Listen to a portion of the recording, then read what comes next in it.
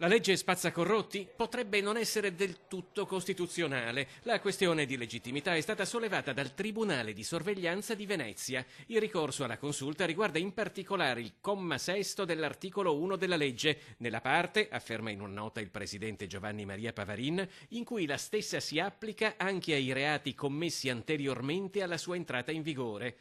Un dubbio che è sorto sul caso specifico di un'istanza presentata al Tribunale di sorveglianza di Venezia, di fronte alla quale si è intervenuti rivolgendosi alla Corte Costituzionale come provvedimento cautelare.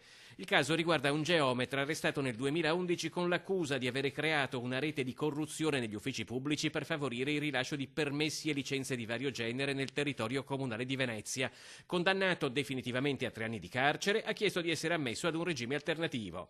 In casa Movimento 5 Stelle, che del provvedimento spazzacorrotti alla paternità, parla per tutti la deputata padovana Francesca Businarolo, presidente della Commissione Giustizia alla Camera. Con la nuova legge non sarà possibile l'accesso al regime alternativo per un detenuto condannato per gravi fatti di corruzione, ha chiarito, ammettendo però anche qualche difficoltà di applicazione per i casi precedenti alla sua entrata in vigore. Ci stiamo coordinando per un intervento legislativo che affronti il nodo, ha concluso. Studieremo rapidamente l'intervento opportuno.